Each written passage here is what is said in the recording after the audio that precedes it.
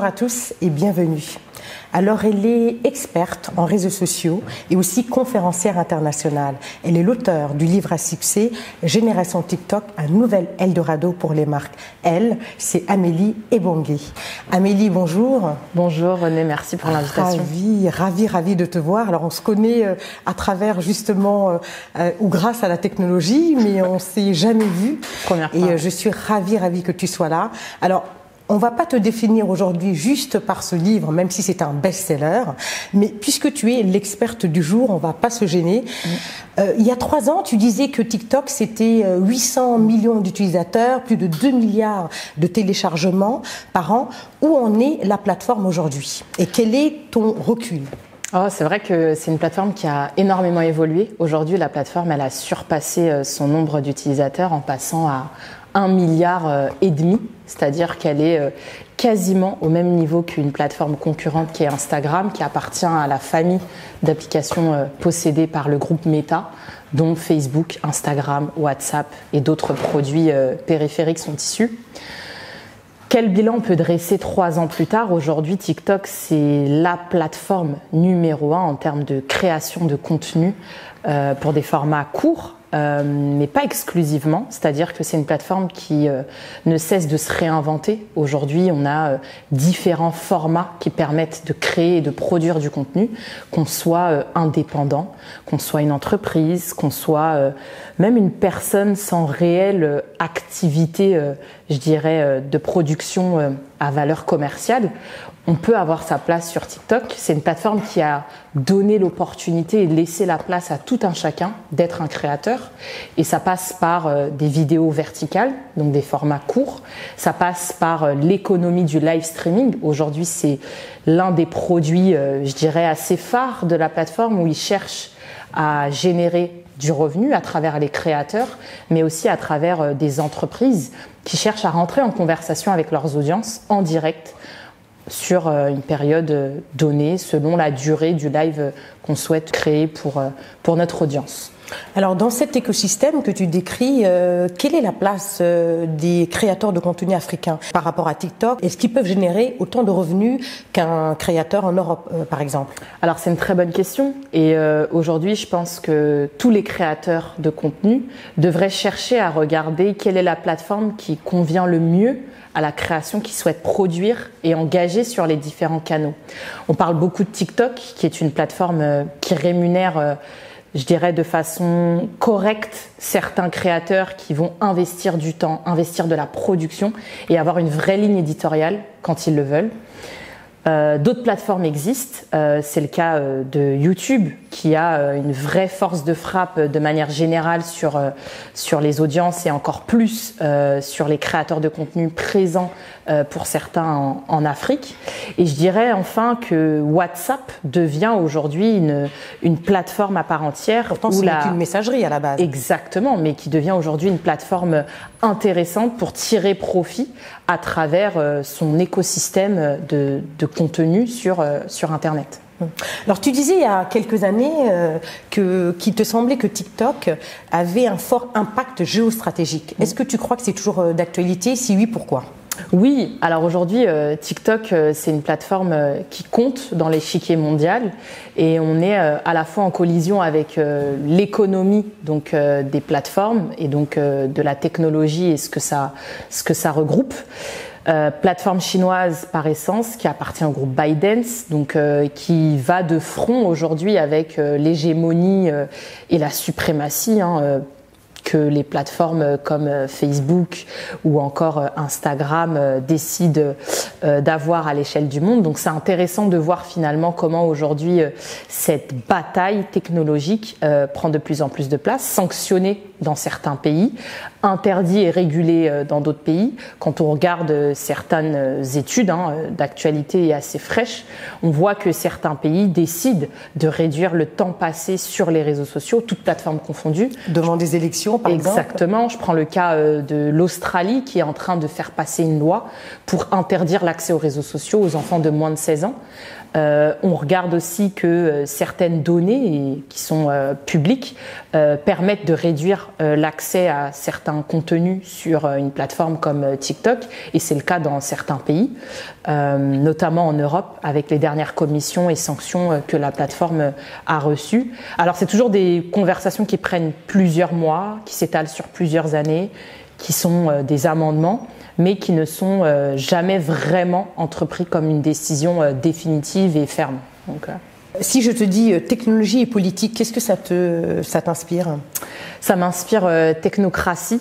Et aujourd'hui, je pense que les médias, la technologie et tout ce que ça regroupe, et l'émergence même des plateformes de communication deviennent finalement la quatrième économie, et je dirais la plus fertile dans l'industrie qu'elle occupe aujourd'hui. Et ça va prendre de plus en plus de place. On le voit déjà à vitesse grand V dans certains marchés, sur certains territoires géographiques. Et je pense que ça va continuer de s'accélérer.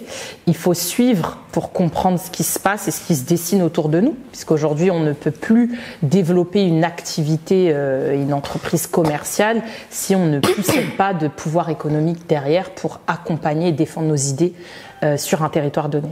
Je pense aussi à la manière dont les réseaux sociaux, pas seulement TikTok, nous happent un peu. Et il y a 4 ans, tu disais qu'on passait à peu près 40 minutes sur TikTok notamment, et aujourd'hui, je crois que c'est au moins 1h30. Alors, c'est un temps précieux sur nos vies, nos vies d'êtres humains. Est-ce qu'il y a un moyen pour qu'on reprenne, pour que l'utilisateur reprenne le pouvoir sur ces réseaux sociaux, afin qu'on puisse les consommer, entre guillemets, en tout cas les utiliser de manière plus consciente, et qu'on ne soit pas happé par un algorithme qui a le pouvoir sur nous, qui fait qu'on scrolle presque à l'indéfini.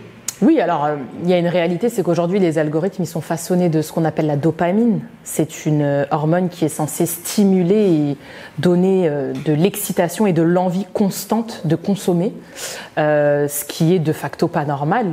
Mais on est tous plus ou moins atteints de cette hormone qui est présente sur toutes les plateformes, sinon elles ne peuvent pas exister d'un point de vue algorithmique et même d'un point de vue économique, puisqu'elles se nourrissent de notre temps passé. C'est-à-dire que les plateformes, elles sont très contentes. Plus on passe de temps sur les plateformes, plus elles sont contentes.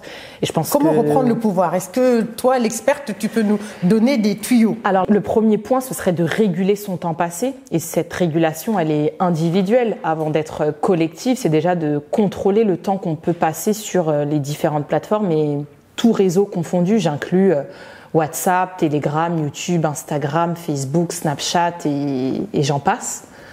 Le deuxième point, ce serait de savoir vraiment et de se questionner en profondeur qu'est-ce qu'on fait sur ces plateformes.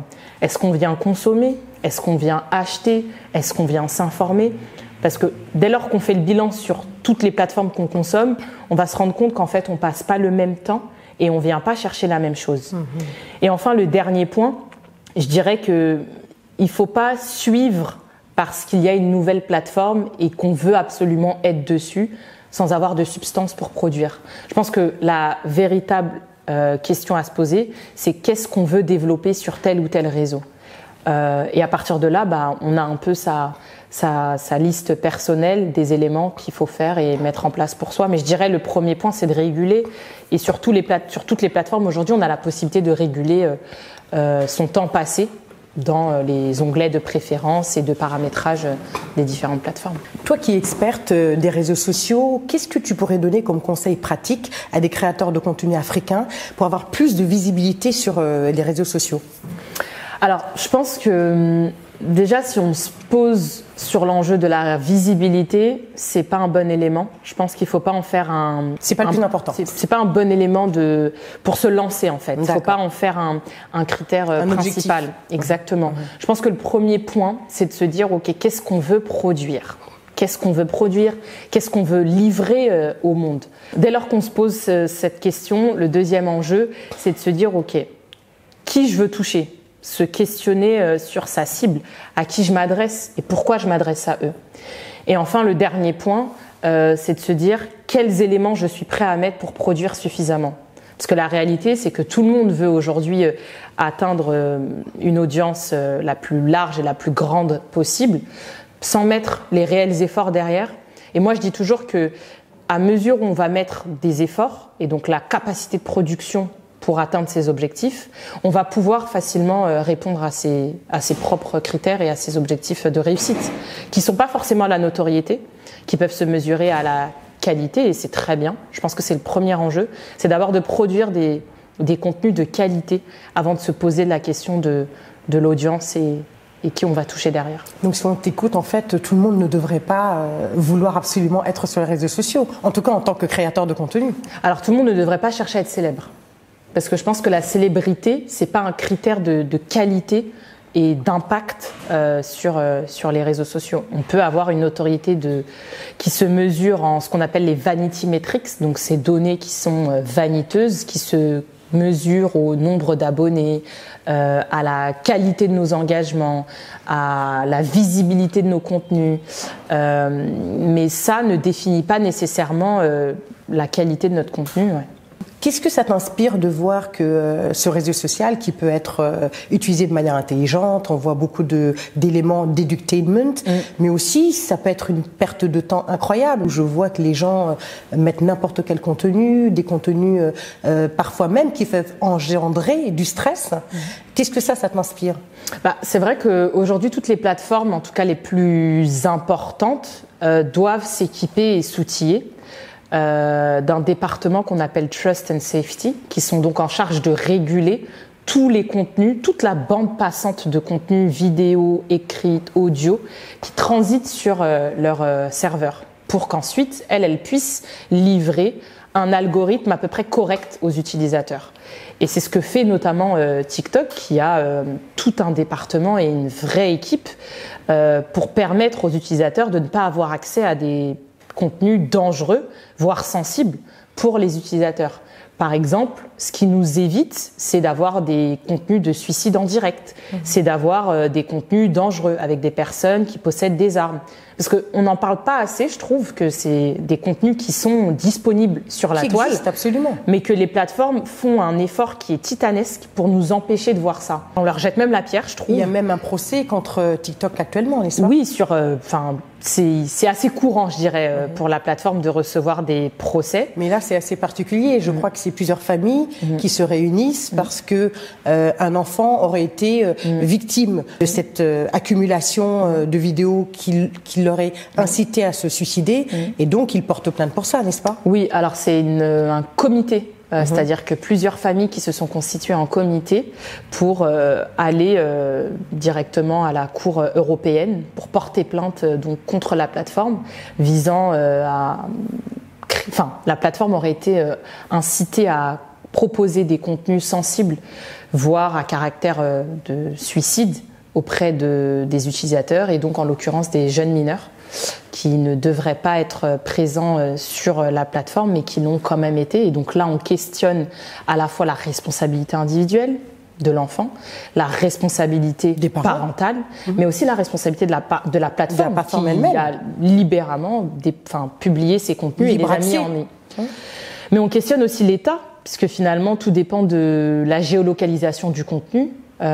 Où est-ce qu'était la personne à ce moment T, et donc on questionne aussi les algorithmes et qui diffuse ce contenu.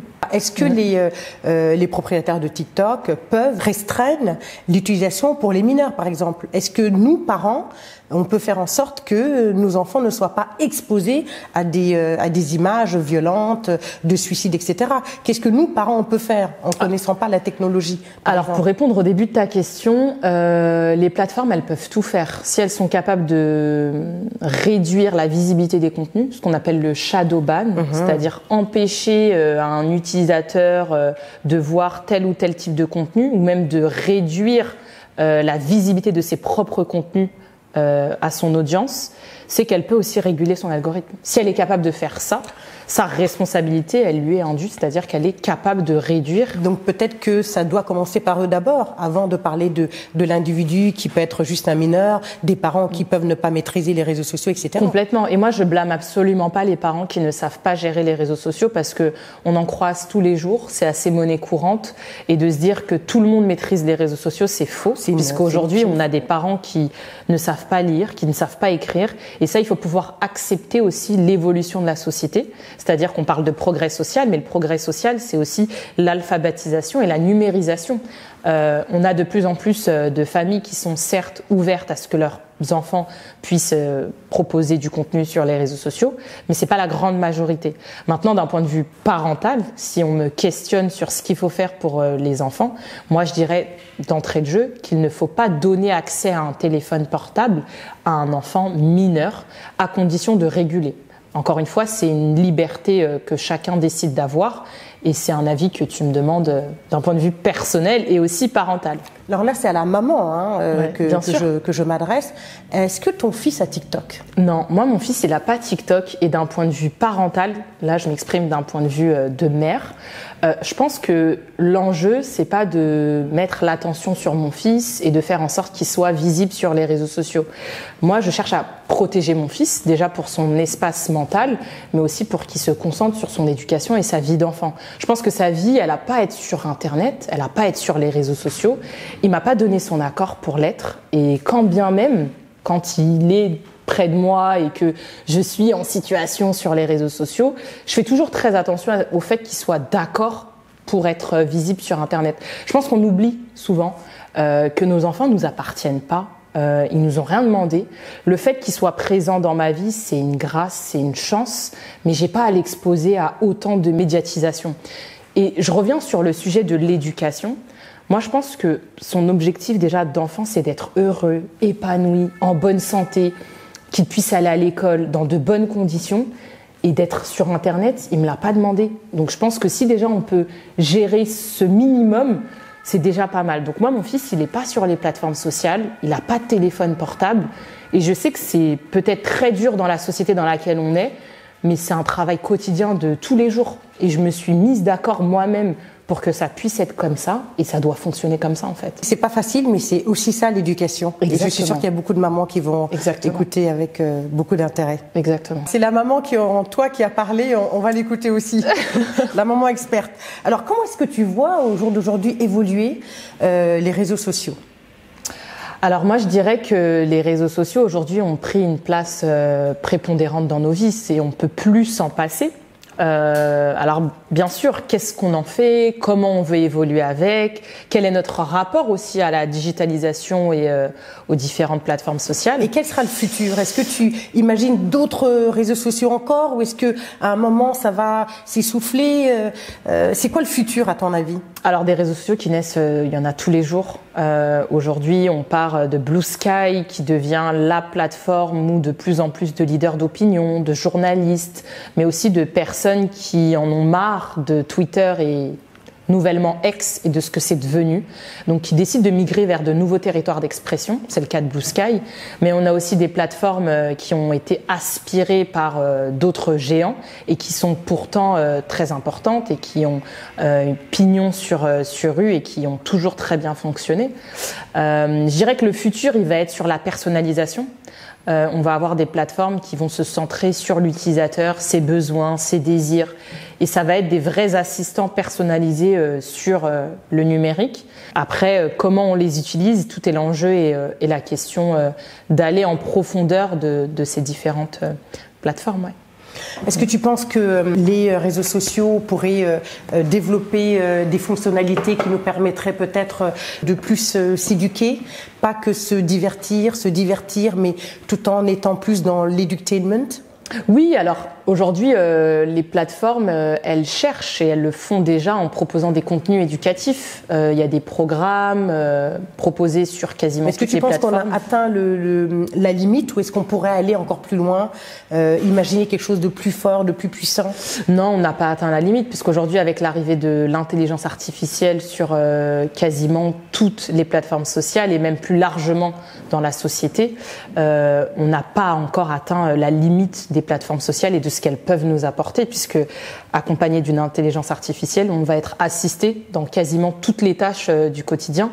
Et c'est déjà le cas dans la société de manière générale, mais sur les plateformes sociales, on n'est vraiment qu'au début.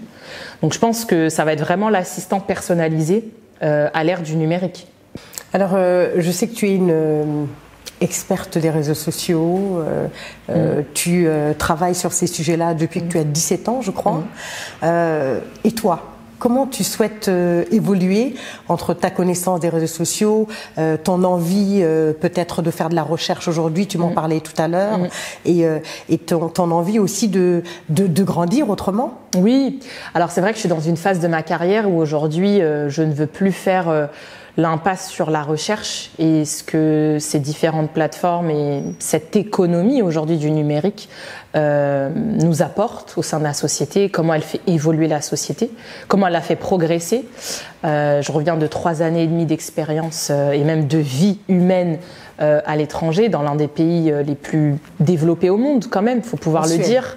Oui, en Suède, à Stockholm, dans un pays où on paye en QR code, et qui ne connaît pas la fracture numérique. Donc ça m'a beaucoup questionné sur ce que je veux faire de ma carrière, sur ce que je veux faire de cet apprentissage technologique. Et j'ai envie d'approfondir, oui, donc la recherche et comprendre finalement l'impact des plateformes dans la société, mais aussi dans les sphères du pouvoir et notamment dans ce qu'on appelle la technologie à sens plus large avec la politique. Donc, voilà. Ça serait quoi, par exemple, le futur métier idéal pour toi? Oh, le futur métier, c'est très tôt, en tout cas, pour en parler, mais c'est vrai que j'ai envie d'approfondir, en tout cas, la recherche et d'aller plus en détail sur ces enjeux de techno et politique. Merci beaucoup pour cette lumière et cette expertise sur les réseaux sociaux. À très bientôt, Amélie. Merci beaucoup, Renée. Si vous avez aimé, partagez, likez, commentez. À bientôt sur FP.